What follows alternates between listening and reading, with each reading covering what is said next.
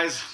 Well, as a continuation of my Alien series leading up to Alien Covenant at the end of May, I just finished watching Alien 3. And I'd never actually seen it before, so I was really curious as to how I was actually going to feel about it, especially given the bad rap it gets over the years. And even though most critics and reviewers pretty much pan this film as being utter crap, I still went in with an open mind thinking, okay, maybe it's not actually quite as bad as everyone is saying, so we'll see. But as soon as the opening credits rolled, I was not happy where it was going, and it just continued to spiral downhill from there. The short version of this review is, yes, I think it is as bad as reviewers claim it to be. And I'm not putting that blame on David Fincher, well, not all of it at least, I'm sure some of it. Because, for those of you who don't know, this film went through a lot of behind-the-scene nightmares with production and directors. I think there were like 3 or 4 directors who were directing this film before it was given off to David Fincher to direct. And just as a warning now, there will be spoilers in this review, so if you haven't seen Alien 3 and you don't want to be spoiled for some reason, I'm letting you know that now. So yeah, starting off with this movie, I was really not happy with where it was going, and here's why. So if you remember at the end of Aliens, Ripley and Newt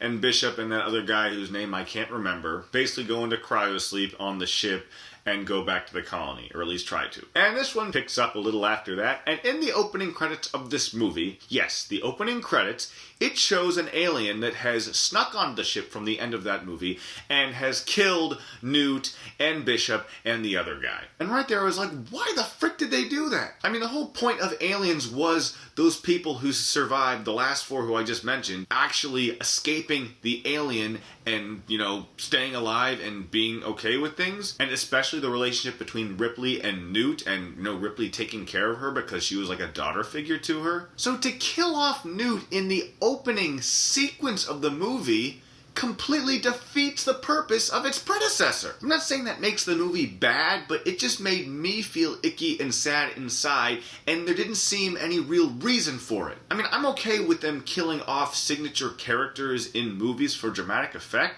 but this had no reason, and it just didn't do anything for the story except to add grimness and dread and all kinds of sad things. And this goes on for a half hour. So basically what happens, after this alien's on the ship, the pod escapes from the ship and lands on this planet, which is basically a prison inhabited by rapists and murderers and terrible people. And the first half hour is just grim and sad and weird, and Ripley having to deal with the fact that Newt died and finding out if she has an alien in her stomach, or chest, I guess it technically is. But it just didn't make me feel good, and I didn't like it. Then as things go on, obviously there was a xenomorph that did come out of Newt's chest, and then it comes out of the dog's chest, and then there's a xenomorph on the run, and we have our story. And it's a pretty dull story at that. Seriously, nothing really happens in this movie, because after the grief with Newt happens with Ripley, the xenomorph is killing people off, and obviously they're trying to find it, and then, spoiler alert, Ripley finds out that she actually has an alien in her chest, so she just wants to kill herself.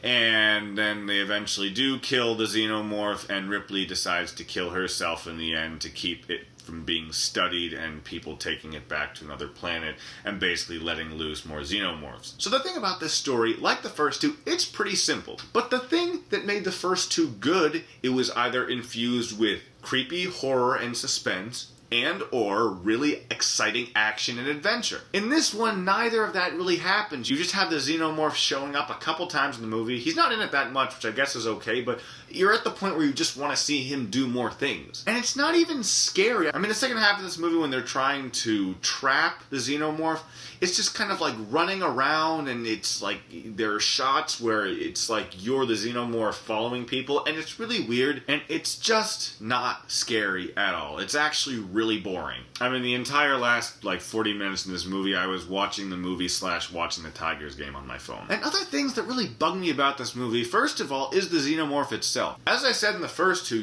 I love the look of this thing. Just the practical effects, it was actually a guy in a suit. It felt real and creepy and really, in your face. And though there are some practical images of the xenomorph, there are also really weird shots of CGI, stop-motion-y stuff that looks really dated and really fake, and that really took me out of the movie. And also, I don't know if it was just the video I had, but there were several times in the last half hour when the xenomorph was attacking and eating someone, and there was no sound. You just saw him eating, and you didn't hear the blood and guts and the chewing. It just seemed weird, and that just seemed like bad filmmaking right there. And also, like I said, the fact that you find out that Ripley has the alien in her chest, at that point, she basically just wants to die. And at that point, all she's really doing is like helping the other crew members destroy the Xenomorph because it won't kill her because for some reason it knows it has an alien in her chest. I don't really know why that's a thing. But the thing is, because she wants to die and the Xenomorph won't even kill her, that eliminates all suspense that was in the first two. Like in the first two, you felt scared for Ripley. You felt there was a chance she could be eaten by this alien. But in the third, you don't care because it won't even kill her, and even if it did, she wants to die anyway, so it doesn't matter. And my other problem with the film, aside from Ripley, you don't give a frick about any of these characters. They're either boring, not fleshed out, or just terrible people. I mean, for the first half hour or so, you do get attached to Tywin Lannister's character, but the relationship between him and Ripley seems kind of forced, and then he just randomly dies, so you don't care. And like I said, everyone else is just underdeveloped or a terrible person, and you really don't care at all. So guys, at the end of the day, this movie is pretty much as bad as everyone says. Like I said, I went in, with an open mind, thinking maybe it's gonna be good, but it's not. The first half is grim and disturbing and pointless, and the second half is really boring and you don't care at all. I'm going to give Alien 3 a D. Guys, thank you so much for watching this video. Please check out my Alien and Aliens review, which I put out the last 2 weeks. And you can look forward to my Prometheus review coming out next week, and then eventually Alien Covenant. No, I'm not going to review Alien Resurrection. If being a movie critic was my job and I had endless time to watch and review, I might do that. And heck, maybe in a couple years, if and when this is my job, I will do that. But for now, I only have time to go from this to Prometheus. Once again, thanks for watching, and I will see you next time. Guys, if you enjoyed this video, please click on any of my other videos on my channel right now. But you know what you should do? You should click here to subscribe to my channel so you get updates for when I actually put out the new videos. And if you want to comment below and let me know what you think, please do. I always love hearing from you guys and knowing what your thoughts are on the matter.